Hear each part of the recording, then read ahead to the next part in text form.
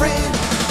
Hey everyone. Hi. Hello. Welcome to another exciting episode of Alison Rosen is Your New Best Friend. I am delighted to welcome back to the show my friend and host of the very popular podcast Ologies and also all sorts of TV stuff, which I will let her tell us the latest in all of that. Please put your hands together for the lovely Ms. ALIE Ward. Oh, shucks. Oh, it's so nice to be back. It's nice to see you. Nice to see you. Been... So you last came on the show over Zoom. Yeah. December 12th, 2021. Yes. And that is when we had so much fun. You taught me about the filters.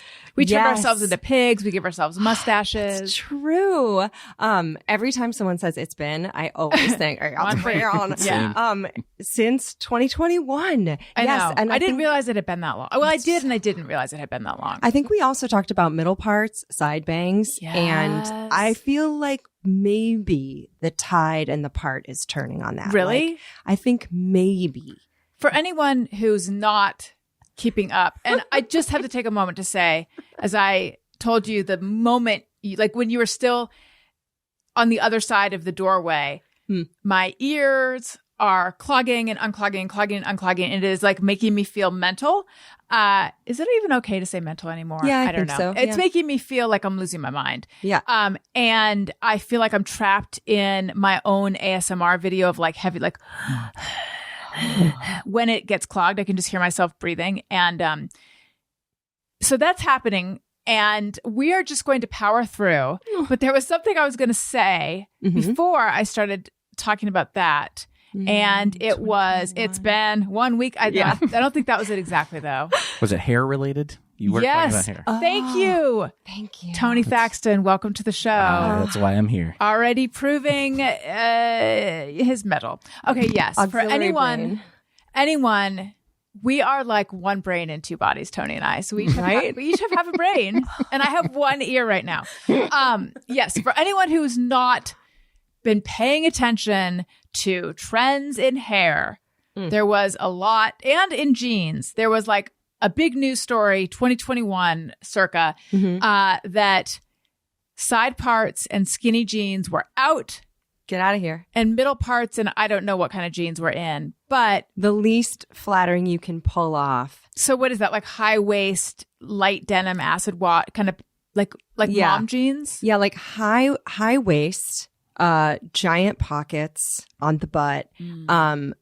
Like maybe a capri length or a flood length, just whatever doesn't look good. Yes. But if you pull it off with confidence, you're killing it. But anyone who is 16 can pull off. I mean, I didn't have confidence at 16, but I know. So anyway, I think as I probably told you then, should we just do the same episode? Yes. Should we just repeat it? I'm sorry. Tony, could you pull up the notes for that one and then give us the beats? My nieces are teenage. Actually, one of them might be 21 now. But anyway, they're hip and they're young and they're Gen Z. And I asked them, they both have middle parts. And I said to them, do you know anyone who has a side part? And they're like, And they couldn't think of anyone. So interesting. Yeah, but you're saying you think it's swinging back. I hope so.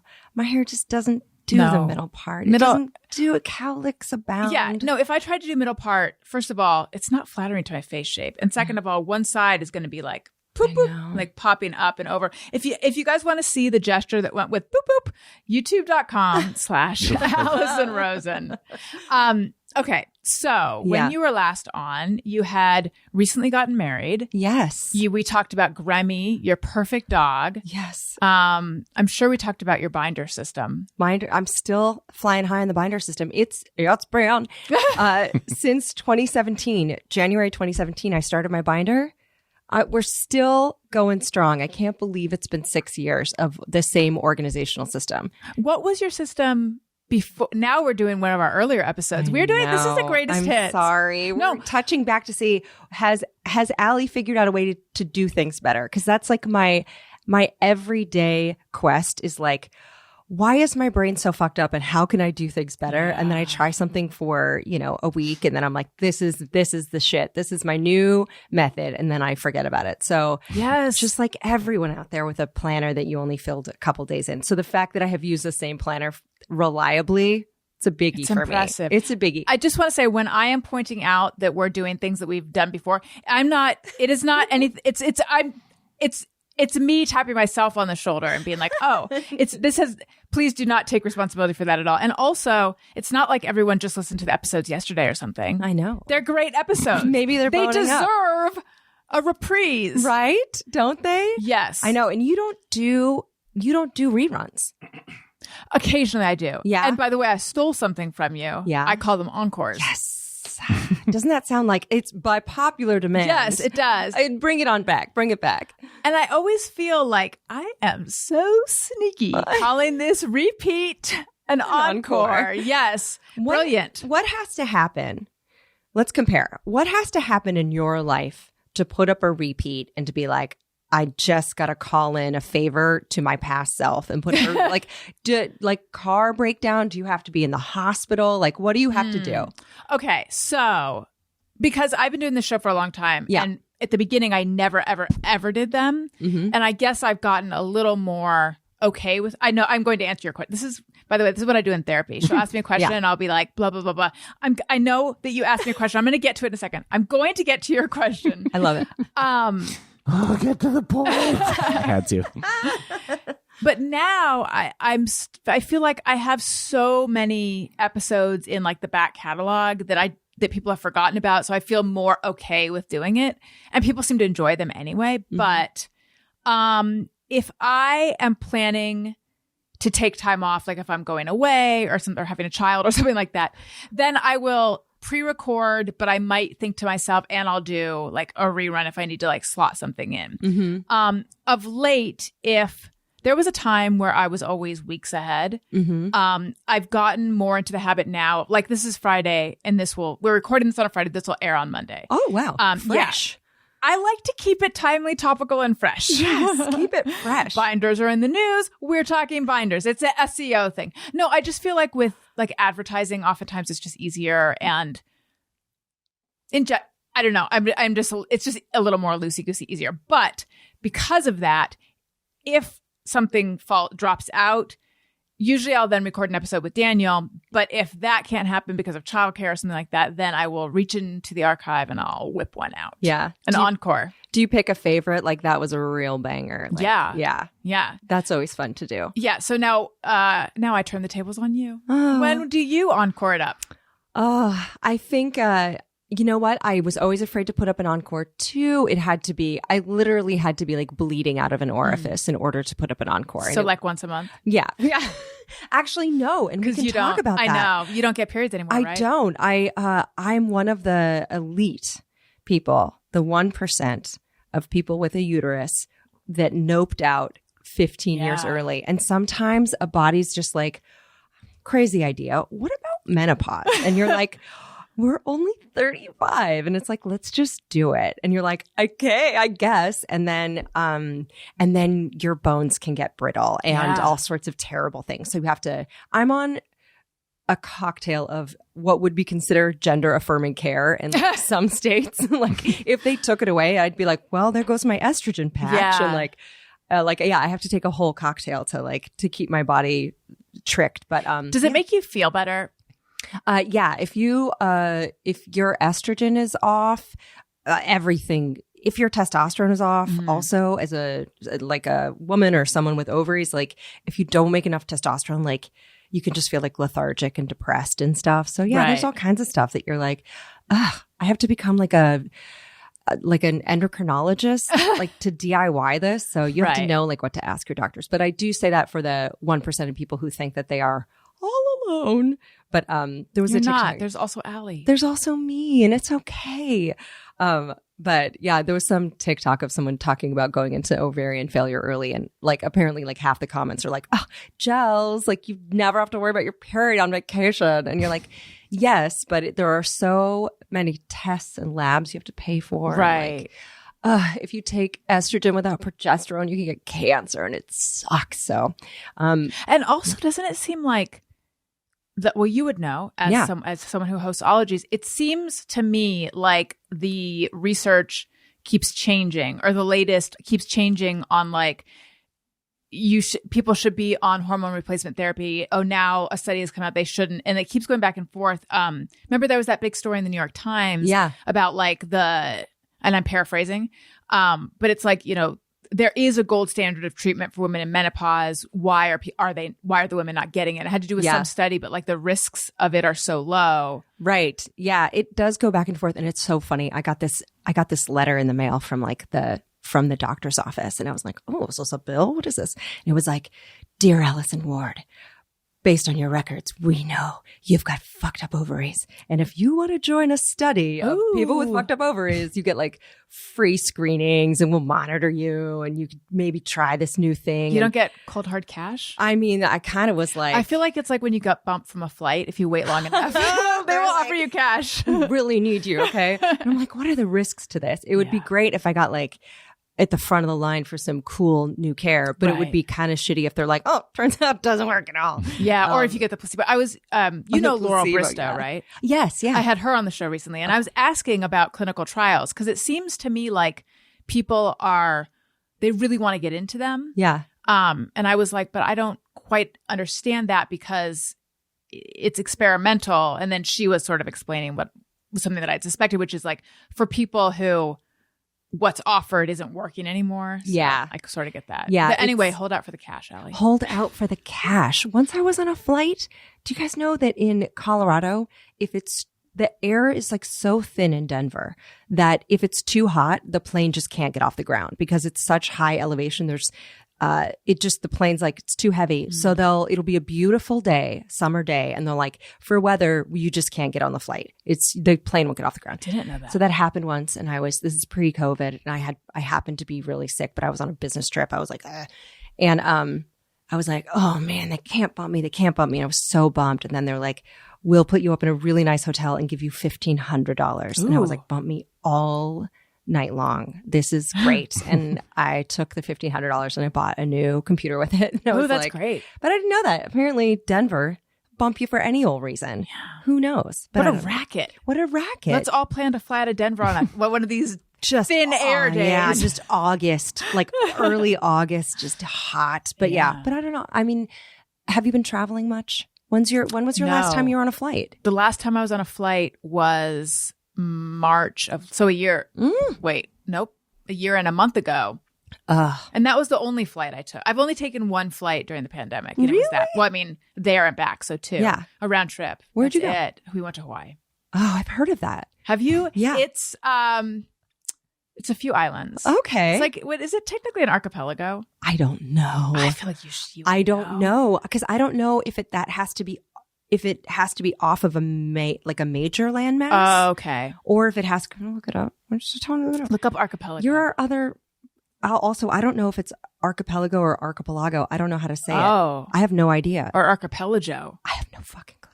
But I don't know if it has to be off a landmass. You need an archipologist.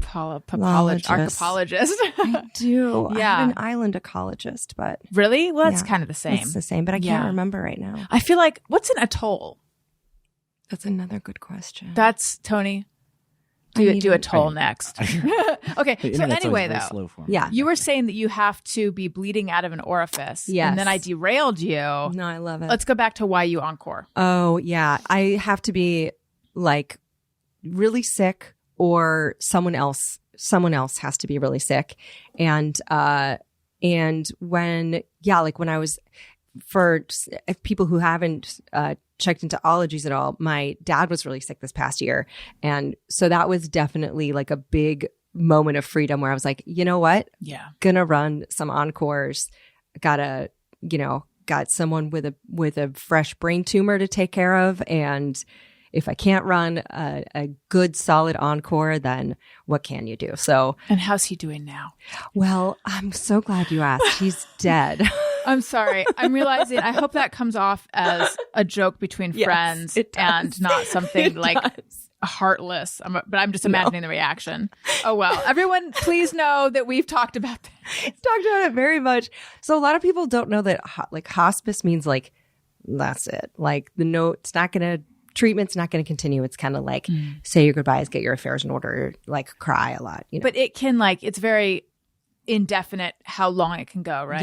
Yeah. It could be days, or the person could live like a year like that, but usually it's like under 6 months. But yeah, I remember someone left a comment on an Instagram post about me taking care of my dad, and they were like, "Get well soon," and it was like, "Oh no, that's not how that happens." Yeah. But Ologies people are very understanding. So when I was like, "We're gonna run an encore, things are a little dicey here," they were very like, take all the time you need. So, but yeah, I think that it's easier for me to run an encore or like, pull one of those than for someone else than it would be for my own. I'm like, I can do it. Right. I just put up an episode while I was on massive sedatives, like moments after a colonoscopy from the hospital bed. And I was like, gotta make content. Like, so for me, I literally have podcasted from a hospital bed, but I think, every, like Nora Ephron said, everything's copy. Let's talk colonoscopies. Oh my gosh. How was it? Tell me everything, because I didn't know. Tell me. Until I, you don't know till you know. Yeah. And you're just, when you're ready. Yeah. I didn't know they'd changed the age to 28 because I'm 29. No, I'm just kidding. I always thought it was 50, and they lowered it. Well, I was unawares. They lowered it to 45. So now I'm overdue. Yeah. But then, have I talked to you about how much I love Versed? No. Do you know what that is? Oh, yes. I have talked about you love Versed. I love it. Right. I love it. For anyone who doesn't know, generally before anesthesia, they'll give you Versed to relax you. Yeah. And it's like the first time I have ever felt just pure. I mean, for me, I feel ecstatic on it. I think most people just feel calm, but it's like, it is the key that fits into my, I don't know. It just And then it's like, maybe I'm anxious always. I don't know, but I just love the feeling of it. Well, that's why you did IVF, right? That's why. Yes. I was not infertile. Yeah. I was very fertile. Yeah. I just wanted all the Versed from the retrievals. It's a great way. It's cheaper that way too. A lot cheaper. so much. It's cheaper. It's less inconvenient. And it's less invasive. Yes. They should give Versed for any kind of like IUD situation. Because I hear IUDs hurt like hell. And they give you, Tony, do you know they give you nothing for an IUD? Do you know what an IUD is? Yeah, I know what they are. Okay. But yeah, I don't know anything about the process. Yeah. According to TikTok, yeah, it's hugely painful. So painful. But they don't give you anything other than like ibuprofen or something. Yeah, if that. Ugh. They just have you raw dog it. But meanwhile, for a vasectomy, they're like, okay, we've got fentanyl. You can have propanol. You can have like candy. Like, is there a reason they don't? I believe that in medical schools for a while they were teaching that it's not painful. And then women are like, no, it is. Yeah. I think misogyny problem. Yeah. I think that they're like, oh, women can handle it. Right. But if it were me, I would be like, I'm either going to get general anesthesia or I'm going to show up blackout drunk. Like, pick your poison. Right. You know what I mean? But apparently it's very painful. But yeah. So I don't know if they give you Versed, but according to a TikTok I just saw, it's where I get my news. There was a woman talking about how great it was because the Versed. So I was like, I got to book this soon. You got to book it. Yeah. So, but the prep doesn't sound great. How was it? Okay. I'm so glad you asked. I made a field trip episode. It's called Field Trip, My Butt, a colonoscopy ride along. I love it. So I was like, listen, I'm going to try to help someone else with this because fun fact, that's not fun at all. So my dad had blood cancer and he wasn't given very long to live and he ended up responding great to chemotherapy. He lived 9.5 years after his diagnosis, which like no one expected. It was such a gift. But the side effect of the chemotherapy was potentially colon cancer. He never got a colonoscopy. He ended up actually dying of colon cancer. His blood cancer was fine, but he got like, surprise, I brought my friend, which was colon cancer. And yeah, so that's that. And once you get colon cancer, it can spread to your lymph nodes and then your lungs, your brain, whatever. It's not cool, not fun. So, and then I've had an uncle who passed away from it. It's been on both sides of the family. So, and also, yes, now you're supposed to get it younger because our diets and our lifestyle, people are getting it younger and dying younger. Chadwick, for example. Yeah. I think was 35 or something. Jeez. So yeah, you're supposed to get it. No one wants to get it, of course, because it's okay. Here's the prep. Let me explain this to you. So they give you a gallon jug an empty gallon jug, and it's got like a couple tablespoons of some powder in the bottom. You're supposed to fill it with water, lukewarm water. You have an optional flavor packet that's like tastes like janitorial solution. Tastes terrible. Or you can drink it plain if you hate yourself. And you have to drink this whole gallon over like 12 hours. And within an hour of your first sip, it is time. It is toilet time. It is ASAP, report to the bathroom immediately and get comfortable. And that just happens until you're peeing right out of your keister. Right. Until it runs clear, right? Or yes. something like that. You know what they say? Till you can read a newspaper through it, which is so tactile.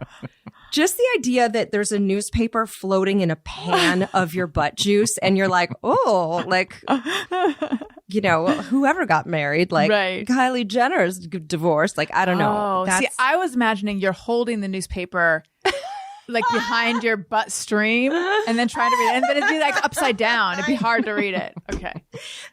And who's doing the reading? You know what I mean? Yeah. Who's up for whose eyes? Right. So you're supposed to do that. And then you're not allowed to eat anything the day before. So it's just the fear of hunger in general. I went to a Vietnamese place and got like 2 big things of broth. And that was like, oh, because you can have clear stuff. You can have clear stuff. Like not ramen would probably be too fatty, but like pho, depending on how you say it, was perfect. So what I did is, have you heard of a Borg? Oh, your life's going to change. I feel like I just heard this recently, but I don't know what this is. It's a blackout rage gallon, and it's how college kids drink now. They get a gallon of water. They pour out some of it, and then they pour in like whatever vodka or whatever they're drinking. And then they use like electrolyte drops and like liquid IV and like emergency so that they're getting hydrated. So it's like a hangover cure in the bottle. Right. And also they write their name on it. I think they give it names like, you know, we'd give like sourdough starters in the early pandemic days. And then it's got a cap on it so that people can't spike your drink. And also, if you don't want to drink, you can just have, you know, whatever fruit punch you want. Right. So it's kind of like a Borg, but it's just like butt juice. Yeah, it's butt juice. And so I tried a couple different taste tests. I tried Mio. Do you know what Mio drops are? I tried some of that. It was okay. I tried the packet it came with. No dice. I was like, I tried like what flavor is it trying to be? Lemon. Okay. Lemon lime maybe. Oh, but it's like hence the janitorial solution. Yeah. Like it tastes citrus like pine salt. clean, yeah. It's just like, it tastes like something that it's really trying to taste sanitized or something. It was really bad. And then, but you know what worked for me is Crystal Light. I just dumped some, and Crystal Light is good. It just tasted like a salty margarita, kind of like, you know, without any tequila. And a straw helps to get it down the hatch, and then alternating with both broth. But you know what's crazy though is they also say that you might want to wear diapers to the hospital because you never know what can happen, which is terrifying. Right. I bought some. I wore them. You did. Didn't need them, thank God. So these are just like your adult diapers that you get at the grocery store? I assume that's where people get them. Okay. Luckily, if you are a female passing, you can just go into like the pads aisle and they're like, they almost look like always makes them. Okay. They look like underpants. But if you're a dude, there's just like an aisle that's like man diapers. And you're like, well, it's going in the cart. So but I did it. It was fine. I remember them giving me the sedation and I remember being like, well, lights out, guys. And then before I was really out though, I felt the thing go up my butt. I was like, whoa. I was like, okay. Wait. Already? I thought I would be. I thought you don't feel that. I thought you're out so too. For that. I thought so too. But they trying to get somewhere fast or something? Like, do they have a hard out? What's going on? Well, they whispered, we heard you liked this. And I was like, that's weird. That is weird. But they had to give me the minimum dose of sedatives because my heart rate is abnormally low. It's like 40. So they're like, we can't give you very much. And I see. So that's why you felt it. I imagine. I say, reassuring myself, I won't feel a cannon go up my tushy. I mean, it's so tight. It's small. It's fine. And then they were like, they woke me up and I was like, what? And they were like, yeah, we cut something out of you. And I was like, shut you had up. a polyp? Yes, they cut it out. And they're like, it's probably fine. And I was like, okay. And then a week later. Probably fine. Probably. Is that, how reassuring is that? Not very. Yeah. But I was like, well, I'm glad that, you found a pearl in my oyster. Let's see what happens. Turned out it was precancerous, you guys. Can you believe it? So Good here I thing am. you did all that. Here I am to tell you, if you have to get one or you have a family history or they reduce the age on you. I have both. Yeah. All three. Yeah. Better to get it and get the thing out, because then that thing will never cause you trouble again. Yeah. So now that they took and what makes something precancerous? Like the cells are like, they look just a little bit like they're ready to do something funky. Yeah. They look like they're like, these are little punks. You can tell they're like little teenagers in there. Well, up to no good. Come out of there. But you're all good now. I'm all good. So yeah. Do you know, so I feel like genetic testing has come a long way since my last rodeo with it. So now they can test for a certain mutation that will show if you have the probability of colon cancer. Yeah. Which I actually was shocked that I don't have that because I have family members who do have it. So I just figured I would too, but I don't. But do you have that? I don't think I do, but I have family on both sides that have died from it. So I'm like, okay. And who have it. And so I'm like, ugh. But it's like all the cancers, like butt cancer is the worst. It's not fun sexy to have. It's not sexy. What's the sexiest cancer? Everyone loves boob cancer. Are you kidding? Is it because they love boobs? Yes. Okay. They're like, it's October, time to talk about tatas. Like everyone loves to be like, get the girls checked out. Right. Like, and I'm also overdue for that. I mean, I just got a mammogram too. I was like, squish them up, squish them up. Last time I got a mammogram, they literally were like, 1 second. And then they reached on a shelf and got an adapter for the mammogram machine that was labeled extra small. It had dust on it. And they're like, I'm just going to make this. And I was like, thanks. They're like, we need to use the manual to figure out how to eat. Does anyone, Gladys? They're like, have you ever used the extra small one? We're going to take you to the pediatric mammogram department. I'm like, okay. But fine there. But yeah, just get them screened. But yeah, no one likes to talk about, it's not like for a mammogram, you have to shit your brains out for 2 days. Right. And we also, by the way, during my prep time, we had a house guest.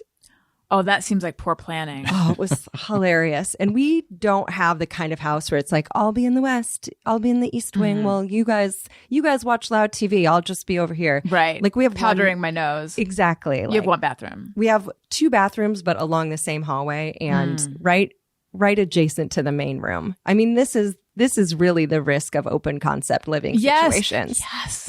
Is when it comes time for you to have a torrent out your ass, everyone might know. Yeah. So everyone needs a basement bathroom. But luckily the house guest is someone very beloved and very understanding of farts and shits. And so it was fine. That's my kind of person. Yeah. I could do 2 anything. questions. Do you have a basement? No. Okay, because you said basement bathroom, and I was like, wait, no basement. It's California. Who has that's what I'm saying. Yeah. I do know one person with a basement here. Do you really? Who are they? They've been on this show. Really? Are you not allowed to say who it is? I think I can say. Tell us. Paul Rust. Oh, that's right. He does? Yeah. Yes. I remember this. This came up because I was like, where are you? There seems to be a lot of pipes and tubing behind you in the basement. And then this came up on the show. Yeah, I just saw Paul. I ran into him at a movie theater on Wednesday. Nice. What movie? I was seeing a screening of Renfield. Ooh. Because my friend Kat Burns had choreographed a piece in it. And so we went to the cast and crew screening at Universal City Walk, which I don't know the last time you went to Universal City Walk, but human beings. Like 8 years ago. Right? Whoever go. And I'm like, oh, what is this place? But I ran into Paul Rust of Don't Stop or We'll Die. And we were like, Paul. And it was his birthday. He was seeing Scream 6 with his wife. It was nice to see him. We love him. Yeah. You know Tony plays in his band, right? Oh. He's the Don't Stop or We'll Die drummer. What a legacy to take on. I know. Oh my gosh. Yeah. That's amazing. Yeah. Big shoes to step in. Yeah. But yeah. Oh my gosh. We'll say hi to the boys. Will do. I haven't seen them in a minute. Yeah, you gotta wish him belated happy birthday. I know. It snuck past me. I heard it was your birthday Wednesday. Have you considered watching Scream 3? Or 6? I think they're on 6. Yeah, I think 6. Yeah. My other question. Yeah. Because this is the part that I'm stuck on. Okay. So an hour after you take a sip Yeah. you're already running to the bathroom. Yes.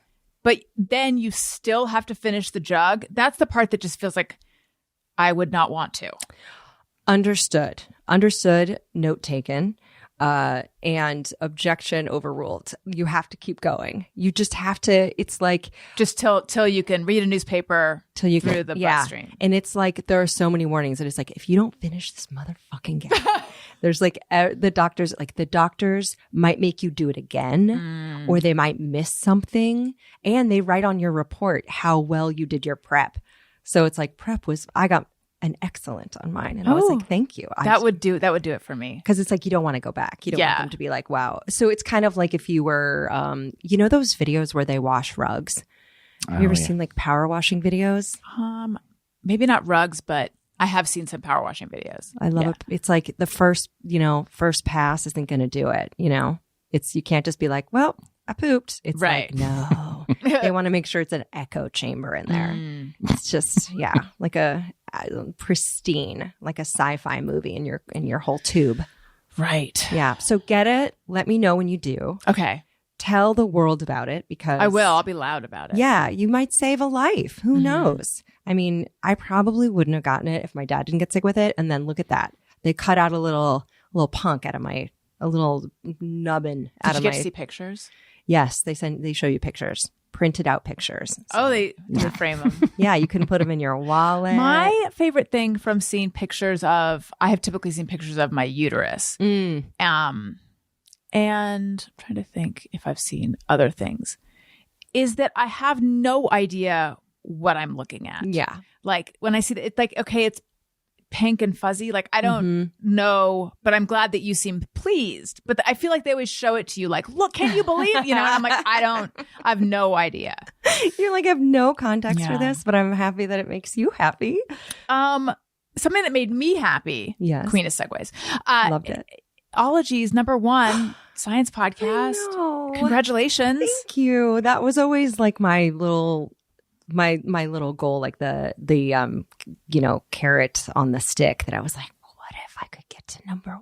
Is this your first time being #1? We were #1 once, right around the day that my dad died. And I didn't look at the charts, but like my Susan Hale, who works for me, and my agent were both like, hey, just FYI, and I was like, oh, that's good. But I never saw it. I never saw the charts. But yeah, so I check them though every couple of weeks to be like, how are we doing? We're doing okay. Everything was okay. And yeah, it's really weird because it's just a little homegrown thing that I didn't think would work. And so it is really weird to be like among, the Neil deGrasse Tysons and the NPR shows, the people who use spreadsheets to make the show and have normal business practices. And then I'm there in like a shed, working until 2 a.m. still. Oh yeah. You mentioned that you have a little studio shed on your balcony, patio. Yeah. Yeah. So tell me about this. I just needed like a little spot to call my own, after a couple of years in the pandemic, and a place where I could close the door at the end of the day and be like, I'm done. Oh yeah. So yeah. So just made a little potting shed, just turned it into my own little fort, which is nice. That is nice. And also I have a very loud husband, and I like for him to have the house to himself to be as loud as he likes. Oh, what kind of loud? Oh, everything from one of those keyboards that from the 80s that are sure, like where you can make hand clap sounds. Yes. Well, like he does have that. He does have a full audio and a keyboard system, but like the clickety clackety, like the really satisfying. You mean like actually typing? Yeah, like I was thinking of like a Casio keyboard. No, I wish he did drops like you. Like I wish that you were like, she's awake every time I got up. That'd be amazing. But no, he's just and he makes songs sometimes in the middle of the day, and he'll make videos or TikToks or whatever. Oh, right. And when you've got one person who's sitting there like researching oncology stats for an episode, it's hard to be like, I'm just going to do my thing. So I was like, well, I want to go over here. That way you can do whatever you want. And then I'll just be over here researching, Tasmanian Devil nipples as needed. So it works out well. Okay. Now I'm getting deja vu. Raccoon nipples? Possum nipples. Maybe I told you about possum nipples. Have a ring. The ring, right? Yeah. Okay. One right in the middle. That's if you're the possum baby who gets that one, I bullseye. know. What goes on with Tasmanian Devil nipples? Oh, they have 4.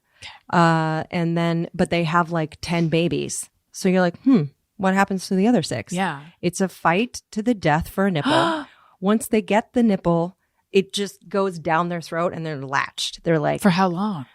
Until they're weaned. Oh my God. And then the other 6, shit out of luck. So you know what? They die? No. Well, yes, but the Tasmanian mom eats them. She's like, fuck all y'all. You didn't get a nipple? God. Snacks. Yeah, like gummy bears that you make crunch.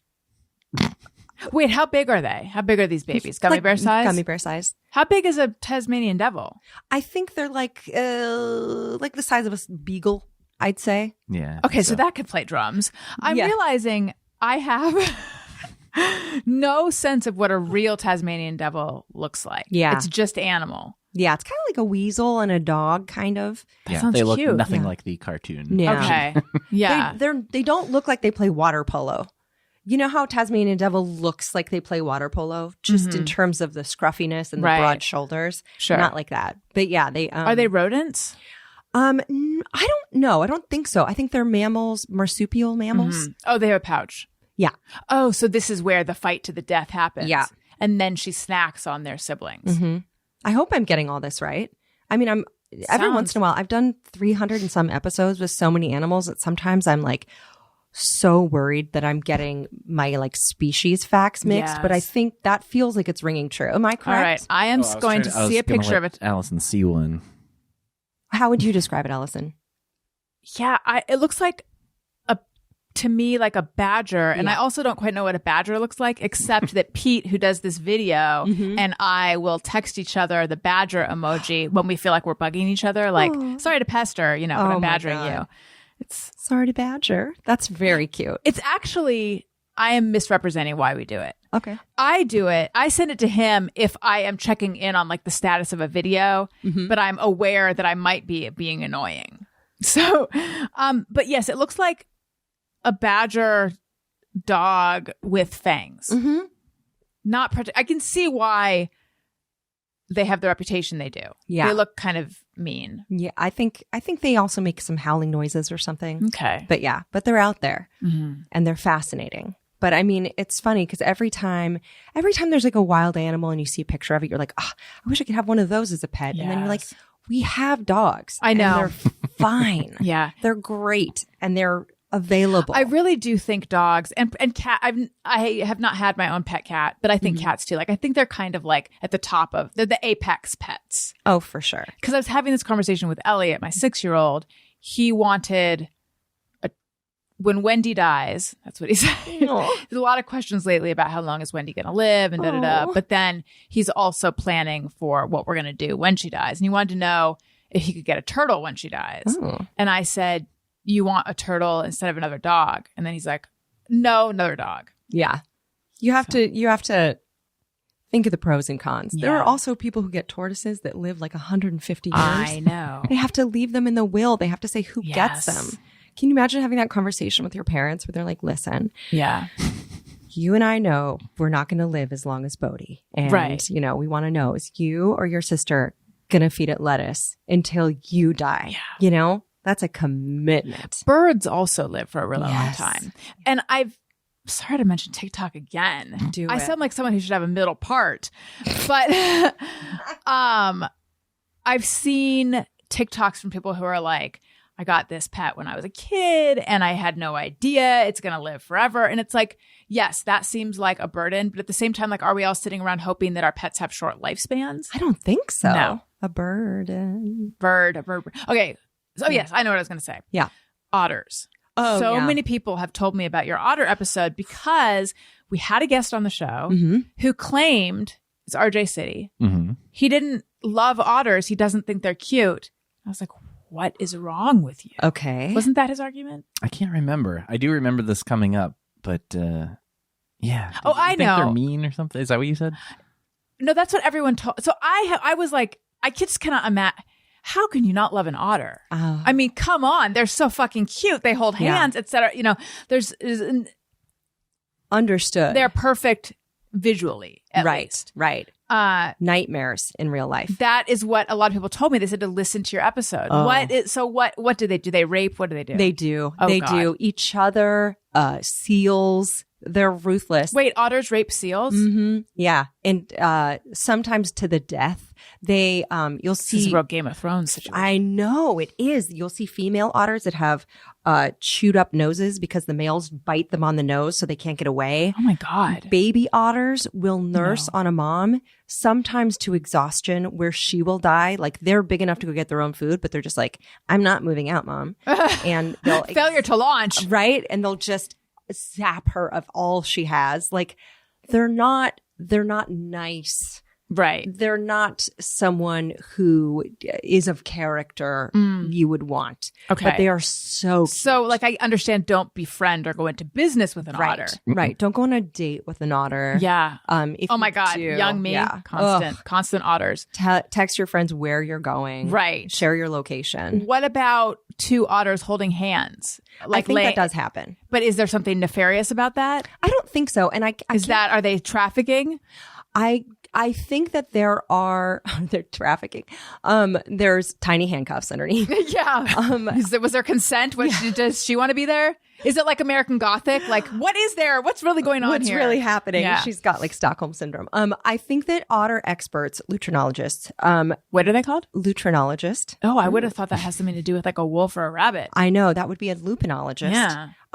And I do have a rabbit episode that I'm trying to get in the works. I cannot nail down a good rabbit expert. They are the flakiest experts. I'm like, where are you people? Return an email here. That's so interesting. Right? Lagomorphology, I think it would be. But lutrinologists fight a lot about whether or not they hold hands only in the wild or in captivity. Oh, interesting. So this could be like a Free Willy Yes. tucked fin, Yeah. except that it happens to be fucking adorable. Yes. So wait, are they suggesting that like in captivity, are you familiar with the term Hansel and Greteling? No. I don't know. It doesn't sound like a sex act. Kind of does. I don't know if this is a true psychological term or just more of like a pop psychology term, but it's the idea that siblings in a traumatic or abusive household will become like extra tight with each other. So that's what I'm wondering, if the otters, like, they don't like to be in captivity, although if they're lazy enough that they're going to nurse their mother to death, maybe they don't mind it,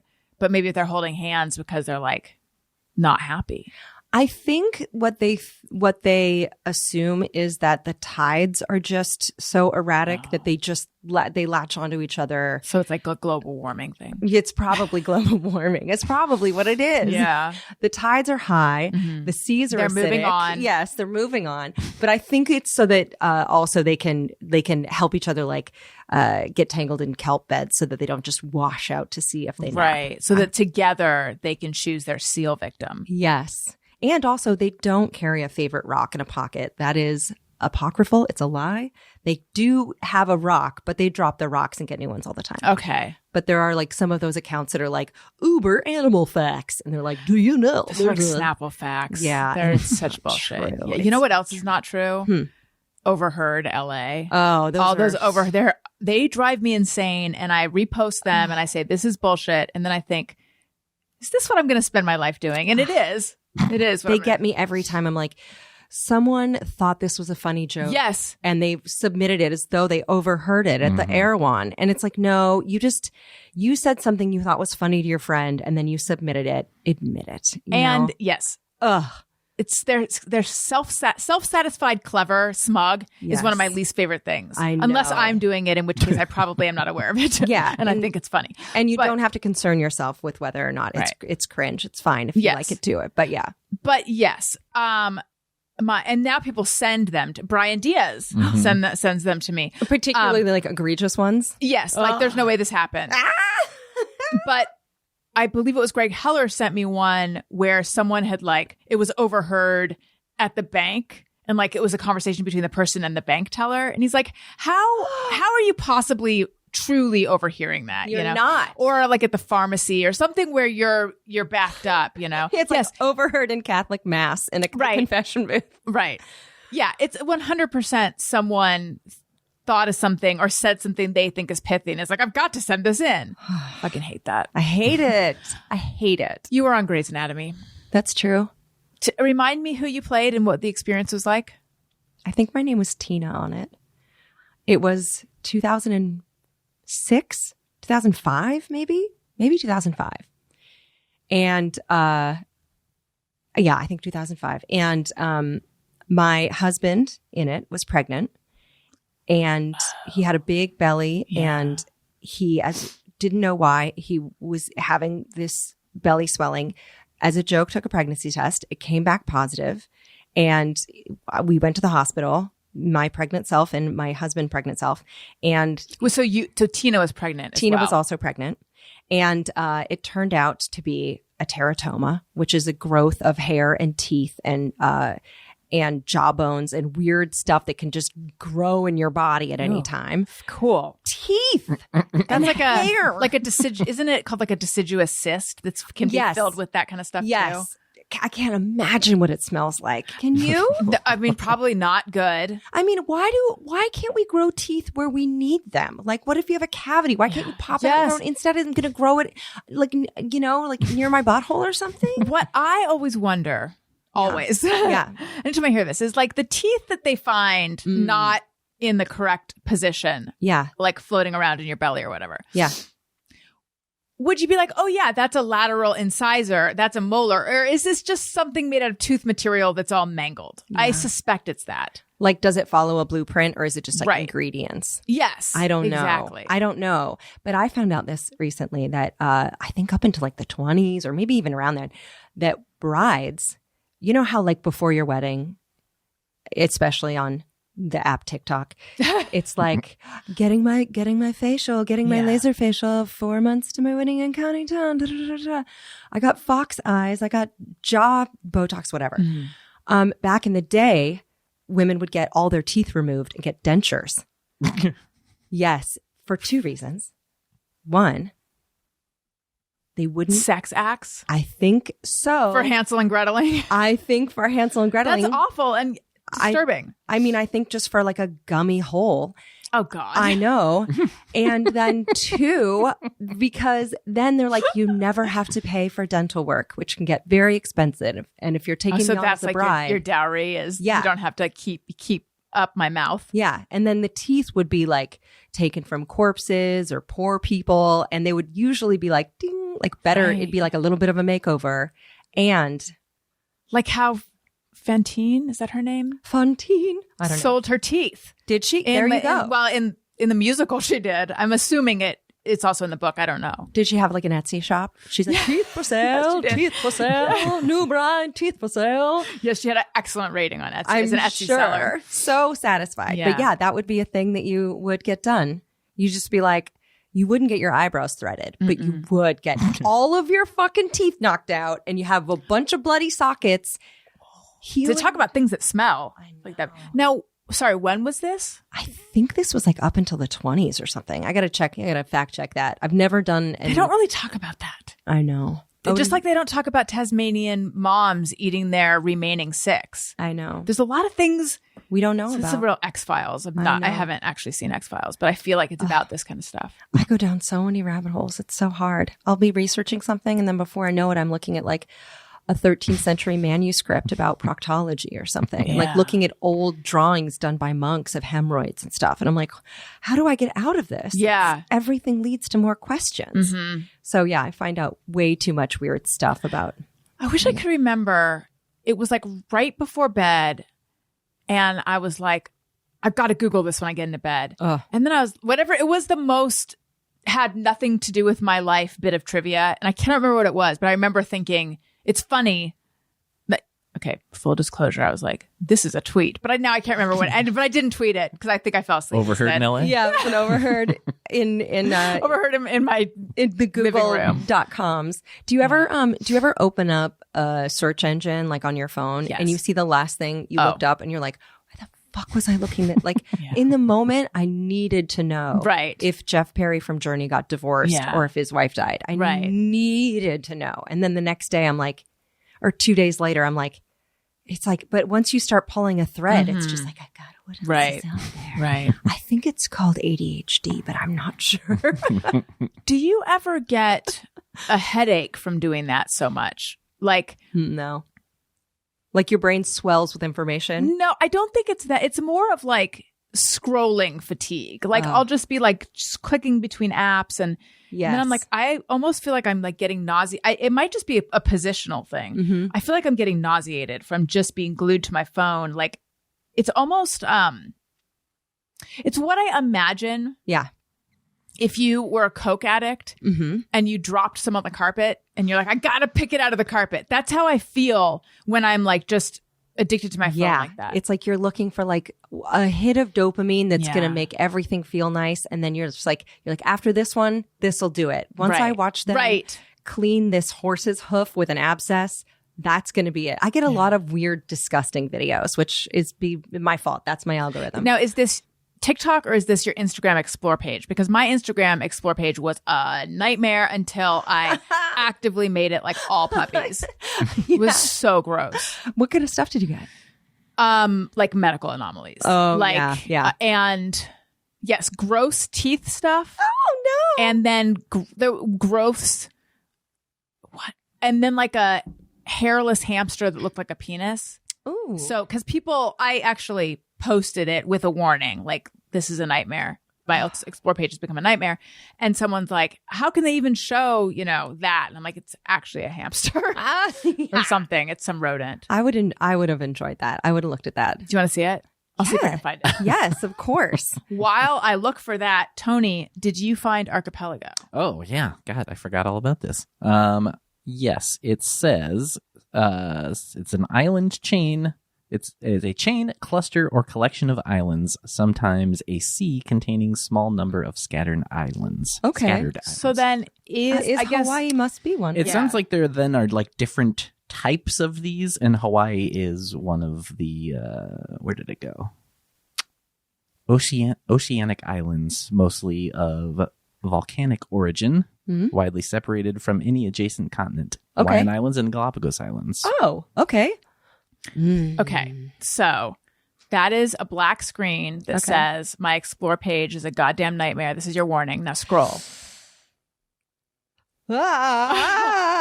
Oh, no. I told you. That was your warning. Everyone was like, it wasn't warning enough.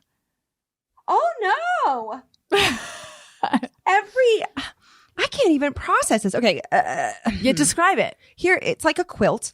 Imagine a quilt made out of different squares that are pictures. One square has liver cirrhosis. Another has a baby with a head wound.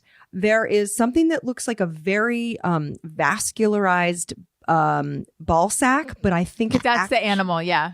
No, I think that's actually a person with cirrhosis.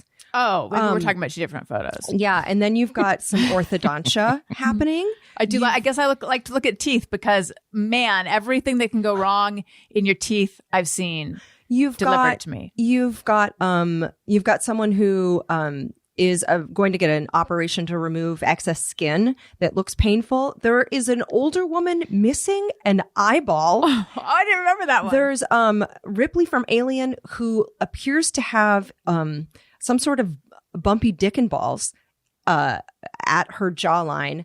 She's yes. wincing. That can't really be a dick and balls. So I think it's like a yam or something. I guess it is, but it definitely It's a looks tuber. It definitely looks Yes, like a suggestive. like a wart speckled dick and balls. And then you have another woman that has definitely a staph infection on her face, and then you have the worst, the least offensive thing on this page is the hamster that looks like a dick pic. It's a hairless hamster, and then inexplicably, you have one nail picture, one manicure picture of like Yes. purple floral nails. Mm-hmm. Your Explore page is like, this goes against Geneva Convention. I know. That is a cyber crime, what they were trying to do to you. Do you want to take a peek, Tony? You're not ready. You're not ready for it. Yeah, I don't need that. So, but I think it's a lot better now, though. Let's see. I was not expecting. I'm sorry. I could smell that picture. I know, but look how it's mostly cute, but also still teeth now. A lot of teeth. Okay. Now you have way more furry rodents. Yeah, you've got like a good percentage of farm animals there. Yeah. And only one orthodontia. What's going on with teeth? Like, why all the teeth stuff? Lauren Lapkus posted an account called Celeb Dentistry a while ago.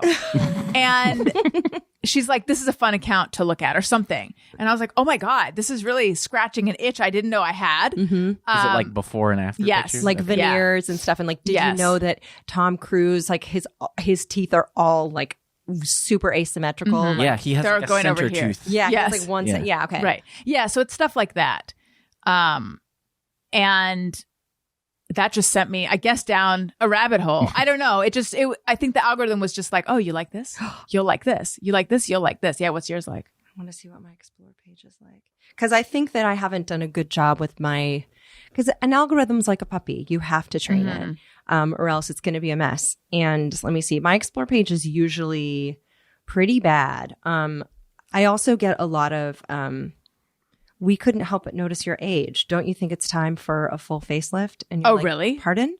Yeah. It's sometimes it tries to like push. I've got you know what? I have a lot of makeovers and for some reason, some Kylie Jenners. Oh my gosh. What's happening with this eye down here? I don't know. It's probably something medical. This is curiosity.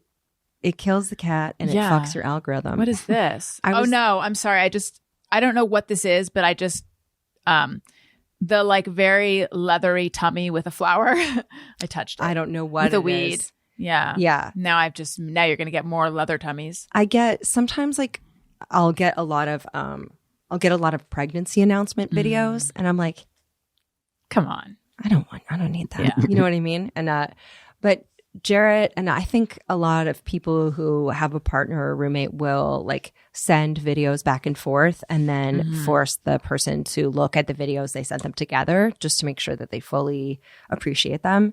And Jarrett and I did that, but he sent me a cat once and then he got all cats like a slot machine for a week. So beware. I know. You really that's a real exercise in mindfulness. It really is. Tell me Speaking more. of things like this.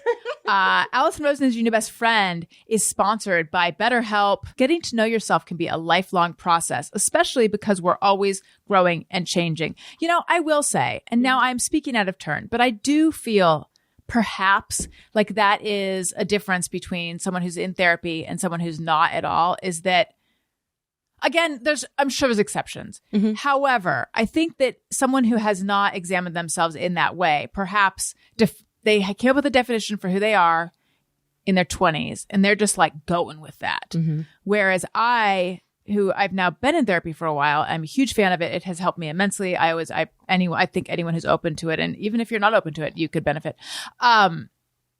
It's a constant sort of learning and like being open to this idea that who I thought I was at one point, maybe not who I am anymore.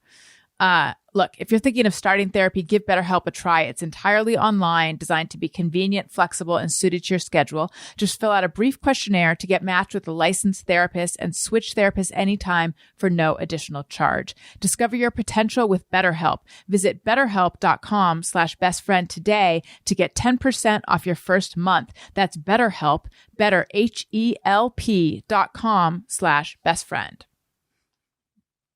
And we're back. We're back. So you lived at your sister's house while your dad was in hospice? I did. For 6 months, is that right? Yeah, like 5-6 months. And were you going back and forth or were you just there? We came back to LA, a couple days, once or twice in that time. But yeah, it was actually really nice because it's like, how, I like my fam. But, typically like you see them for maybe a day, an afternoon for Thanksgiving and then at Christmas and, here and there.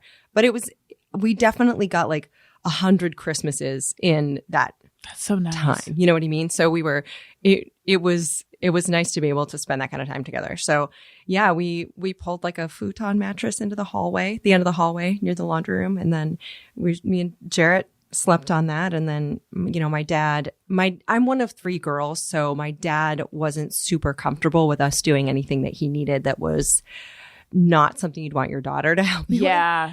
And Jarrett, my husband, he does jujitsu, so he's good at like lifting people, which is great. And Jarrett is also doesn't get embarrassed by anything. So he is like a great person to like barf and fart around because he just doesn't care. Noted.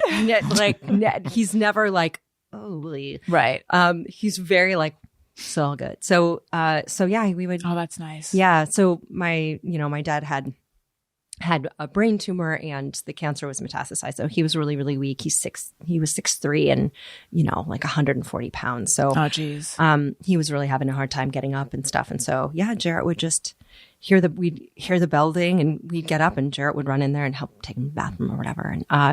And so, yeah, it was one of those things where I can't imagine what we would have done without him. Right. And I mean, it was really nice to be there to make sure that my dad had anything he needed, like watching a loved one in the hospital. I don't know if you've ever been like inpatient in the hospital. I have only been inpatient. I have been with family members when they are inpatient though. But for me, I was only inpatient when I had my kids, which is different. So, but when like you can ring a bell and the nurses are like, we got someone coding over here. So we will take you to the bathroom or get you more water when you need it or when we can. Right. Especially like, pandemic still going on and stuff. So it was nice to have my dad in hospice at our house, because if he needed anything, it was just like, are you hungry? Great. Here you go. Do you want more water? Like your feet up? Great. So we got to really kind of make him feel as comfortable as he could. And I think my mom says it was like, some of the best times of his life, even though it was at the end, like getting to have everyone around. Had you planned on all, like, had there been discussions ahead of time, like at the point at which he goes into hospice, we're all going to be here? Yeah. He had, we didn't know he had a brain tumor. We didn't know it had spread there, but he was having some fogginess and confusion, and he had fallen, and we were really worried. And so, I took him to get an MRI, and then it came that they were like, he needs emergency brain surgery. So he went right in. But when they were releasing him, they were like, you can either put him like in a skilled nursing facility. There might be like 3 people in the room and they'll take as good of care of them as they can, or you can take him home. And me and my sister were like, we don't know how to, what if we mess it up? Yeah. And Jarrett, my husband, was like, let's take him home. We'll do it. Let's just like, being in the hospital without his family and stuff like that. Jarrett's like, we'll make it work. And so that's when we all kind of like started living under one roof. And then it wasn't for like another month or two that the oncologist was like, we think it's time to stop treatment and just try to, be as comfortable as you can. And that was one of the worst days of my life. Like, hearing that news was just like. Did you hear it from, like, were you there for the appointment? Did you hear it from the oncologist or from your parents? I wasn't at the appointment. We had come down to LA for like 2 days, and I think I was, we were home for like a day or two, and my sister called me, and she texted me and my other sister and was like, can we hop on a call? And we knew that he had an oncology appointment, like, we were all waiting for the news and stuff. And I just remember just like whale sobbing, just because it's like, when a course, like, we're going to keep fighting, stay positive. There's but that hope. Yeah. But when you hear this is really the end, it was devastating. So we went right up, and then, and the oncologist said he had days to weeks, but he ended up living another 6 weeks. So we got to spend some good time with him. And, he told us what he wanted for his funeral, which was really helpful, he was a Morse code operator in the Air Force. And so he wanted a sign off that in Morse code, spelled, Sergeant Ward signing off, which was gutting to do. And, but we played it at his funeral. And it was gutting, but beautiful listening. Everyone should listen. Tell them which episode to go listen to if they want to hear what I'm referring to in a really vague way. Well, it's June 2022. I did an encore. Encore, fancy. Of one of my favorite episodes ever of Thanatology with Colin Perry. And Colin Perry is a thanatologist, and she's a death worker, and she's like an expert in grief. And she's been on this show, and everyone loved the episode. She's amazing. She moved to LA recently, and she's just she makes butter. She's like the most thoughtful, generous, caring friend, like so nice. So she helped me so much through this. I don't know what I would have done without knowing her. And I met her just through Ologies. I just like was looking at thanatologists and I was like, oh, here's one in Cincinnati who seems really cool. And that was like 5-6 years ago, and we've remained really close friends. But so we reran hers, and then we did a companion episode about grief and just sort of like my experience. And so yeah, at the end of the episode, we played that Morse code after talking about stuff, which it's hard to hear, but you know, it's I am really, really lucky that I got that time. You know what I mean? Like, it's really easy to say like, shit sucks. My dad died at 77. Some people lived at 85. But the fact that I got a dad for that long and I had a good dad that I really, you know, that loved us and that he got extra time when we thought he wasn't going to make it very long at all. Like that I'm lucky enough to have like a partner who was like, yes, I will put my life on hold to live with your family. I am really fortunate. So I think that when it comes to like grieving and loss and stuff, it's the thing that has got me through it has really been like trying to look at all of the ways I was really lucky. And I remember I remember when my dad went into hospice, I looked up like, what's the average lifespan of an American male? And it was like 77.4 years or something. And I like looked up what date that would be at my dad at that age. And my dad outlived it by like 12 days or something. And I was like, hey, fuck you, stats. Yeah, I was like, so, you know, we're lucky that he got some days, you know, some people can live to 103, but, you know, the fact of the matter is we're all going to fucking die. And you can't escape that. Everything dies, everything changes. And the best you can do is, you know, get time with people who love you, know that you're loved, get to say the things and hear the things that you want to hear, you know, so none of us get to escape it. So, you know, being comfortable and loved is really as good as it gets, you know? So did you think to yourself, like, how can I make the most of this time? Well, I mean, just to be fully transparent, and you and I have talked a bit about this, I've talked about it a bit on my show as well. Yeah. My dad had a heart attack in August, which it's crazy now that it's like been this long. But he's stable. It's a real, like, we don't know. 'Cause unlike cancer, where I think you get a sense with, with heart stuff, I think it can be a surprise. So I'm really like trying to look at it like, okay, I know what's on the horizon. And like you said, it's on the horizon for everyone, but I know what's a little closer on the horizon. So I'm going to try to make the most of this time. But then when it really comes down to it, I'm like, but what does that look like exactly, you know? Mm-hmm.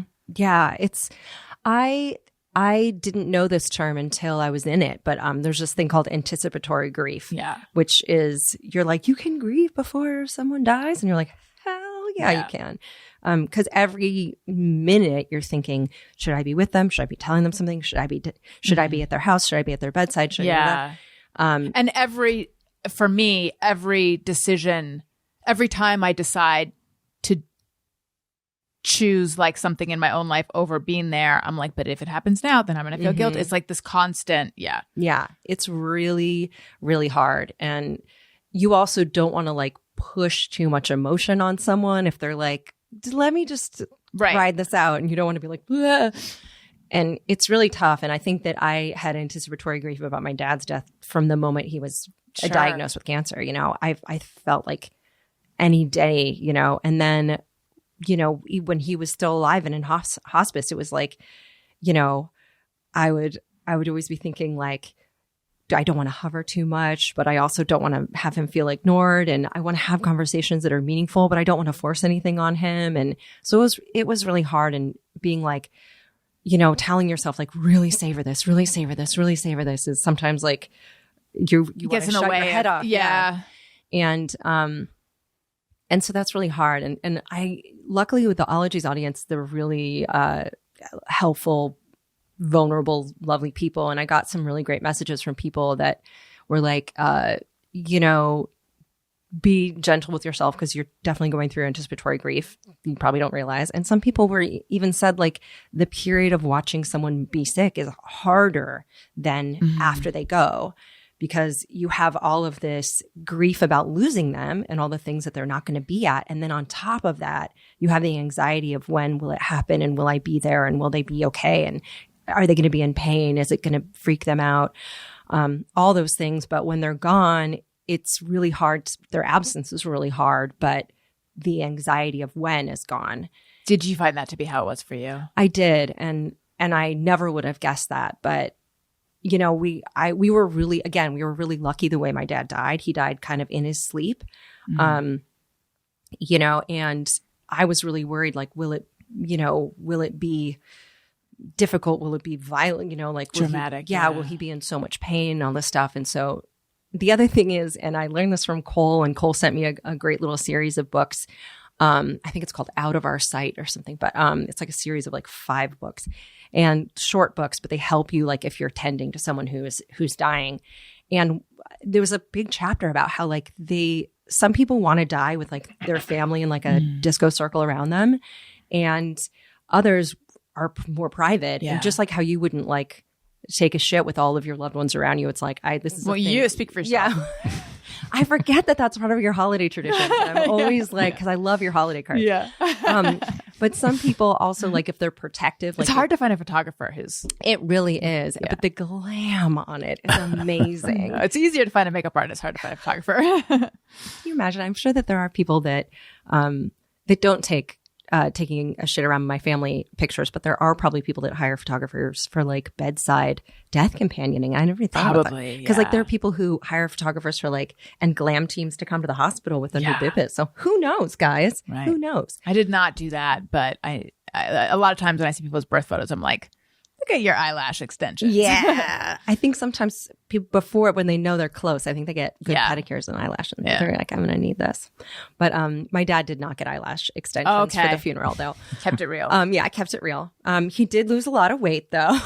He's looking snatched. But you know, we read like out of sight. I think Out of Our Sight. Oh no, yeah, you were saying some people are private about it. Yeah, and they don't want to like have their loved ones see them. And so my dad, after us hovering for months, my sister actually got COVID a few days before my dad died, and so all of us had to split. I had to go back down to LA for a few days, and because we didn't know who got it and who might give it to him, and so we left for a few days.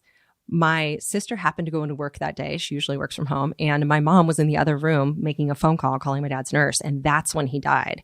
When after months of us being inches away from him, being like, you want an ice cream cone? Do you want to? And so if I hadn't known that, I would have been like, we failed him. Right. But it's like, no, I had to wait for us to like leave him alone. He chose a spot. Yeah. He was like, finally. So there were things that I learned through it, and it's you know, I feel like I'm also of the age where I'm a little bit young to have a parent die maybe, but you know, more and more I'm seeing more of my friends go through that pre-grieving and anticipatory grief of a parent who's sick or whatever, and it's really, really tough. It's really, really tough. And but you know, ultimately you just have to know you're gonna be okay. And the person who is dying doesn't, unless they're a real piece of shit, doesn't want you to fall apart in their honor afterward. Like, you know, whoever, I mean, to think about you, I mean, if you died, I know you would probably want Daniel to absolutely bottom out, Skid Row. I want him to go with me. Yeah. No, I literally already told him. Did you? I told him, if anything happens to me, go ahead and remarry. Oh. And then he's like, I don't think I would actually remarry, but just because he doesn't want to have to plan a wedding again. Oh, the weddings. But in no way was he like, I'll never love again. He's like, awesome, thank you. No, I mean, it was all kind of in jest. But yeah, I don't understand that thing of like, I want my beloved to be, you know, alone and mourning me for the rest of their life. Like, no, you have my blessing. Yeah. Go, you know, hook up with someone. Hook up. Yeah. Hook up. Get on the apps. Do some swiping. See who's out there. Have an orgy. Yes. And I mean, it is till death do you part. So it's really right. Like fair game. It's your out. It's your out. Yeah. It's your out. I mean, but I think thinking that you have to be a certain amount of sad for someone is maybe it's something that I learned that I could kind of give that up, you know? But yeah, so it was a nutty year. I mean, it's, you know, we were gone at my sister's for a long time, and then I came back and, you know, was trying to figure out like, well, what do I worry about now? You know, I can worry about so many things. I can replace the worries of my dad's health with other things. What have you found? What did you land on? You know, one thing that I did after he died was a shit ton of mushrooms. Oh, really? Yes. I've never done them. I'm so man. curious about it. I hadn't either. I mean, all through college, I mean, I lived with drug dealers in college. I lived with people who literally Santa Cruz, Santa Barbara. Yeah. So I lived with my high school friends. I was like what do they call it when you're straight? I was like straight edge. Okay. Like I didn't drink, didn't smoke anything, but I was goth and I was like cool with whatever. But yeah, my roommates, like the whole garage was like an opium den. Like there was just cracking whippets all the time. There was a 6-foot bong in there. There was never room for my frozen dinners because there was so much weed in the freezer. And if I ever got whipped cream for like ice cream, immediately the next day I'd be like, someone fucking juiced this for a whippet, didn't you? But I never did anything like that. But I talked to my psychiatrist. I was going through a lot of anxiety. I was going through stuff with my dad after my dad. And he was like buttoned up, you know, Beverly Hills psychiatrist. And he's like, well, you know, studies have come out, Imperial College of London, psychedelics actually can have better lasting results for anxiety and depression than Lexapro. And I was like, say what? And so he sent me some literature and I looked into it and talked to some people and I ended up getting some shrooms and measuring out a pretty significant dose, like 3.5 grams, which is a lot. The first time you did a lot? Yeah. Okay. I just was like, this is per the literature? This is per the literature. So it was like I journaled a couple days in advance a few times to really set my intentions and be like, what do I want to explore with this? Like by the way, if you're on an SSRI, it just might not work for you. Like you have to phase off of an SSRI for like 6 weeks to do it. So definitely. That sounds prohibitive. It does. And wait, if you're on an SSRI, the shrooms won't work? Yeah, because it'll keep the level of serotonin in your brain pretty even. So the mushrooms are like, let's do more serotonin. And then the SSRI is like, I don't think so. I see. So it's definitely. So it cock blocks. Yeah. And so shrooms. I had been off of an SSRI for a while. So just talk to your doctors. Talk to my doctor, apparently. But so went in, did the whole thing, like set aside a day for it. I had Jarrett sit by the bedside just in case I freaked out. And did you make like a tea or? I wore an eye mask. I had an eye mask. I had a playlist that the Imperial College London put together for like a psychedelic journey, which is kind of like it's like a 6-hour thing. And it's kind of like helps you like a soundtrack to like keep your thoughts moving. Oh, that's cool. And then ground it up in a coffee grinder and put it in some acidic juice, some orange juice, down the hatch. Then I was like anxiously like waiting for it to hit. So nervous. And it ended up being like one of the best things I've done for mental health, like in my life. Wow. I was terrified. And you have to like talk to you start getting nauseous and you have to like breathe through it and tell your body like, don't reject the stuff. It's okay. So you didn't throw up? Kill us. I didn't. No. But you know, it helped me. It helped me like pick apart a lot of the things that I was afraid of. It, you know, I don't know what realm you're in. I don't know what your brain does. I don't know what happens, but I ended up having like conversations with dead people, which was unexpected. And I was like, and you know, whether those were completely conjured by my brain or whether there's a whole multiverse that we just don't have the tools to understand yet, it felt like a lot of closure for me and like a lot of answers and things tied up. And I came out of it feeling like I had really like tied up some loose ends and untangled some other things, that's amazing. Yeah, which was super helpful.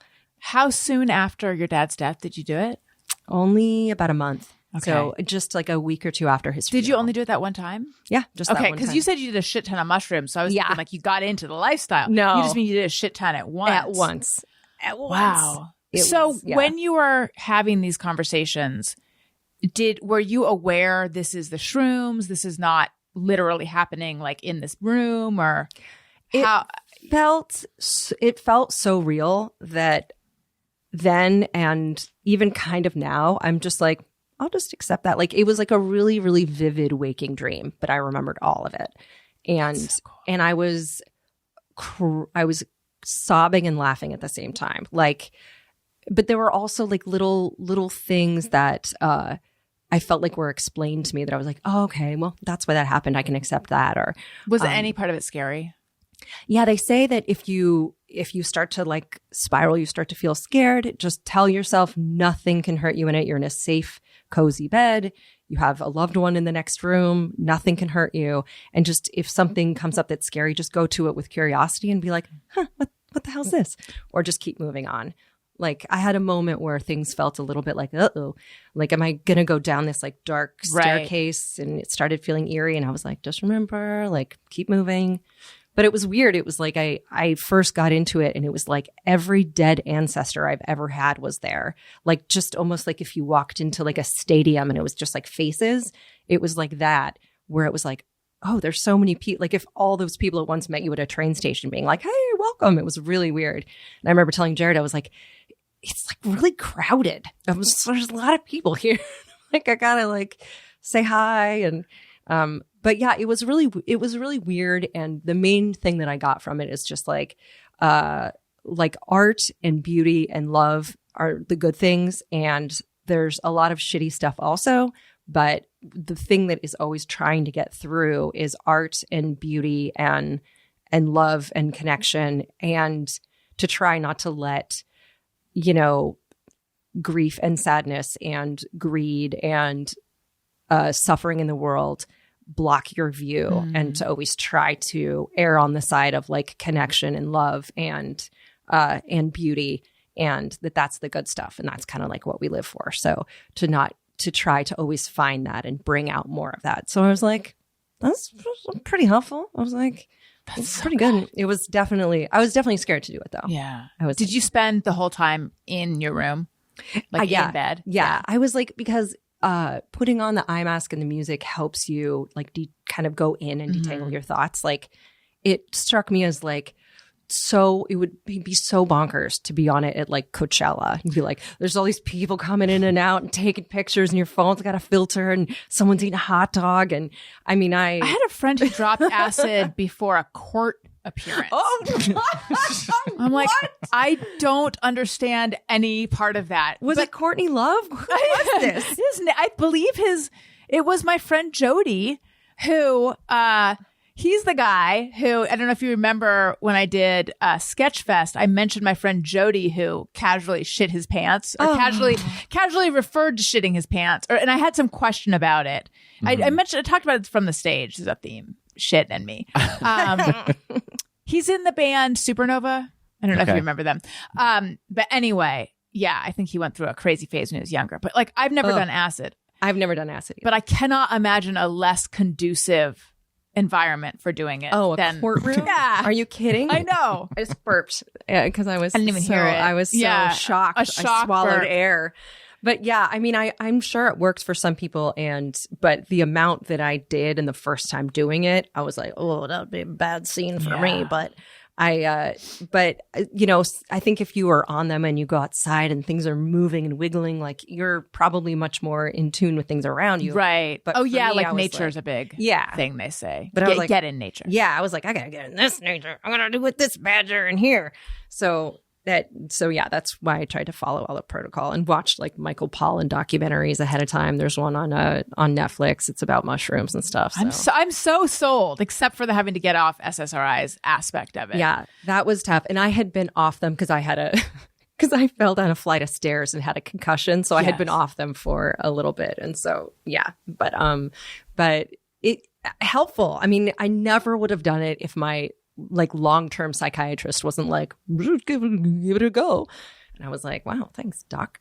So were you surprised? Yeah, I was like, but I don't do this. Yeah. And but I mean I also talked to some friends who had used it like therapeutically, and I was like, well, heckin' darn, might as well go for it, you know? Yeah. But yeah, it was I think about that time. I think about that day like once a day. Wow. I think about it all the time.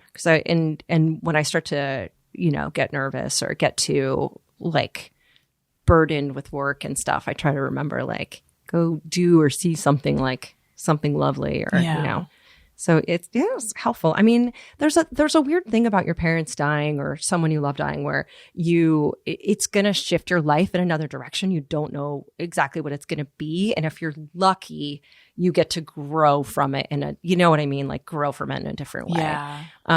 And so, but the loss is really, really difficult. But, unfortunately we all have to die. It sucks. I hate that. I hate it too. But living forever also seems not ideal. That seems so tiring.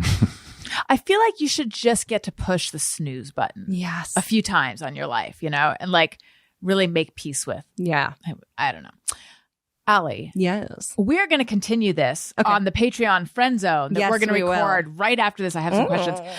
It was so nice having you on the show. Thank you so, so, so much. I could talk to you forever, which is why we're going to keep talking. I love it.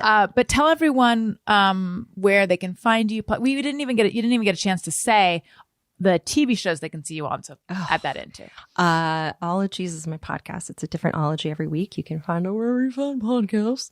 And I'm also on a show called Innovation Nation on CBS on Saturday mornings, and Brainchild on Netflix, 100 Humans on Netflix. I might be forgetting things I don't know, but they should just Google you. Just fine. Just Google it. And then I'm also on this new podcast. It's Alison Rosen is your new best friend Patreon episode. I love her. She asked the things I'm thinking in my head.